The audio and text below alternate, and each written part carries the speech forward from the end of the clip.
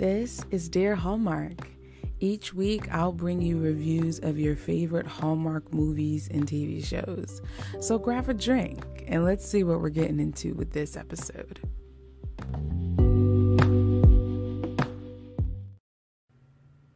Cheers to you. Good morning, good evening, good afternoon, wherever you are listening to this. My name is Dara and this is Dear Hallmark. And for this episode, we are on episode 2 of Chesapeake Shores. The 5th season premieres the 15th. And we're obviously not going to make it by then. So I'm going to try my darndest to stay off of that path of social media that I don't know what the fans of Chesapeake Shores are called, but I'm going to stay away from them so that it doesn't ruin it for me. This second episode, we're introduced to my best friend named Connor.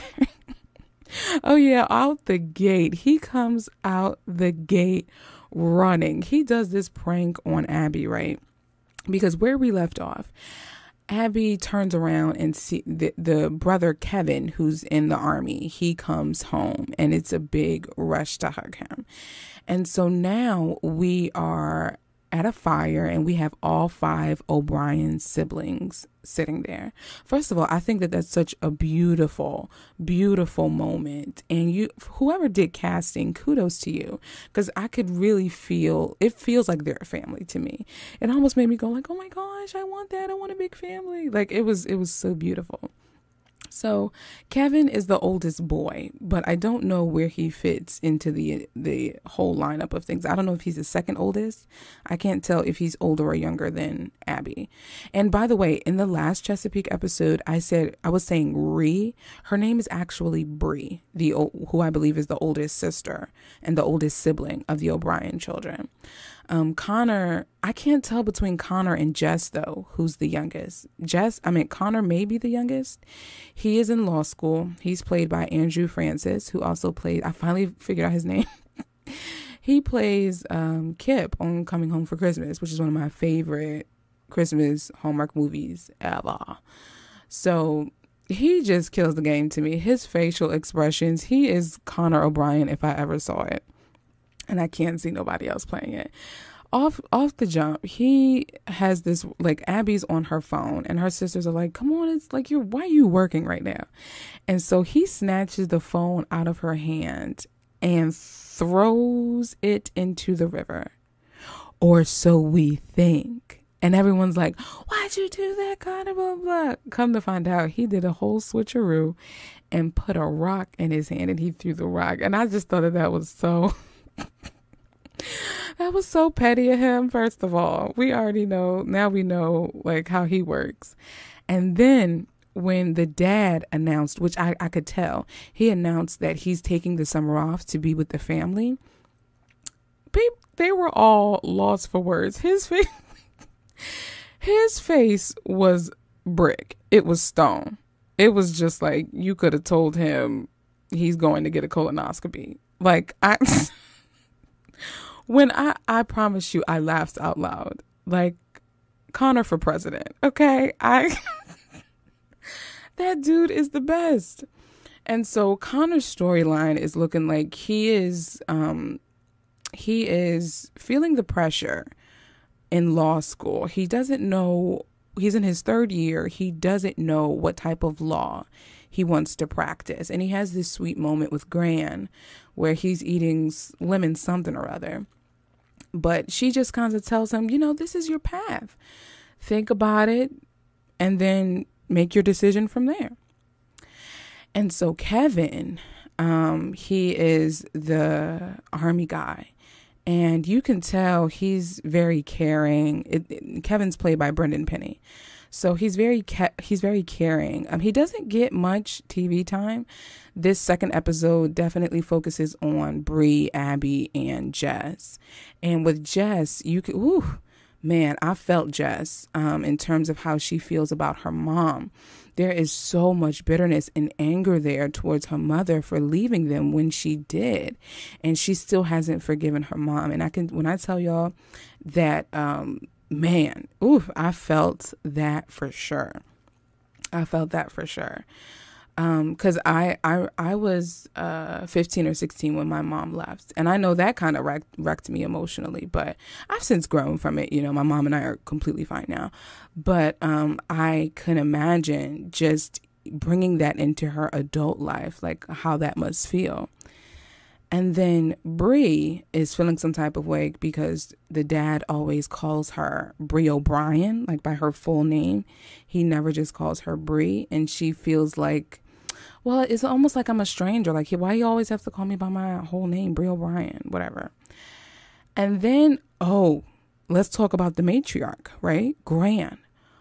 I knew this was going to happen. We see Gran making a phone call to a doctor, or at least a doctor's assistant, asking for some tests and wanting to know what the test results are. I hope this doesn't foreshadow a death. I just pray, because I don't know what that's going to do to my spirit. But I don't know what's going to happen to the O'Brien family if Gran dies, because, my goodness, she is literally the glue that's holding this family together at this point. So that there's some kind of foreshadowing that Gran might be sick. And then the mom, who was estranged from the family, has come back, as we talked about in the last episode, and she knows these things about Gran because she asks her, how are you feeling? How are you doing? And so we know that the mom has been privy to this, and so she already knows. And the mom she's feeling awkward as she's trying to reinsert herself back into their life, because she's there for the weekend, but it's not a warm welcoming at all. Not in the least bit, y'all. It is the least warm welcome she could have gotten. But I wanted to leave Abby for last, because she is our main character around this thing. She decides to stay in Chesapeake Shores for the summer with the girls, and she's helping Jess with this B&B, and she's feeling the kid traits. Like, you can tell she is trying to stop herself from developing feelings for him again. But because they have this little moment where they're talking, and she's like, why aren't you in Nashville? Or like, what happened to you not coming back? Like, why are you back? How come you left Nashville? And he's not ready to give that information up yet. And she's like, why are you so guarded? And he says, well, I don't see you giving up all your information. I mean, two can play that game, you know? She was like, you're right. And so they nothing comes off that conversation in essence. It's just more so, let's wait and see where this goes. And so Jess, in her pride and ego, wanting to show everyone that she can do it, she wants to open the B&B earlier, so she can get business for the summer season, which I understand. But now she's like rushing to get everything together. And right during the grand opening celebration, the pipes burst, and Trace decides to come and tells Abby, like, yo, I'm trying to, I want this to be something. And then Abby's ex-husband comes, and my favorite line in the whole episode, well, let me go and introduce myself. I love that so much. Trace said, played by Jesse Metcalf, well, let me come and introduce myself then. And Abby was like, no, chill, man, chill. Let me do this by myself. If we're ever going to be something, you got to know my girls come first. And I'm thinking, well, yeah, girl, but you got to let him defend you. If you want him to be in your life, he needs to be in your life.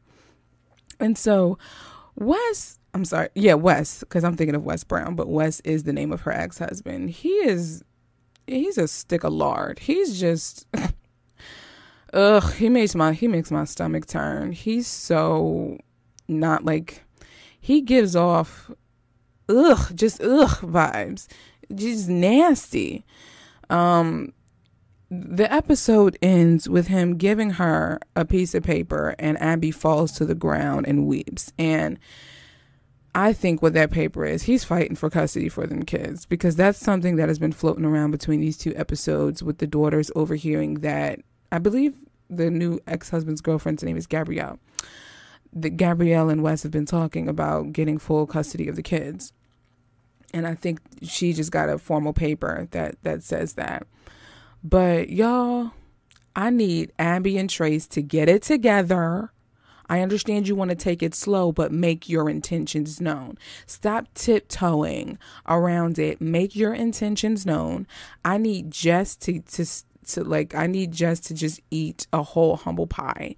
And like, what is it in her that's trying to, she doesn't want to receive help from her parents, but like she's getting on my nerves. She's getting on my nerves a little bit, y'all. I still don't know much about Bree, and I don't know much about Kevin yet to make an assessment. But I'm nervous for Bran, and Connor is my best friend. And so that's kind of where we are with the second episode. The dad is still trying to make amends and trying to get his family together, which I can do I not say relate to, but I can understand. Like I get that, you know. I'm like, give the man a chance. Let's usher some forgiveness, and let's offer some forgiveness and grace here. But Jess is like, no, you are the weakest link. Goodbye. But in any event, that's where we are with episode 2 of Chesapeake Shores. I've literally have been slowing down my watching of this show, because I don't want to watch multiple episodes and then go back and record. So literally after I watch an episode, I record, and then I watch the next episode. Like, I will not watch the next episode until I've recorded my thoughts on this, because I want y'all to hear it straight, no chaser. Yeah. So, you know what you can do. Let me know what you feel, how you feel about this episode. Do you even watch Chesapeake Shores? If you don't, why? You can let me know through voice messages. There is a link in the show notes where you're able to leave me a minute's worth of your thoughts. So let me know what you think. And I look forward to talking with you guys about episode 3 of Chesapeake Shores. This is Dara signing off.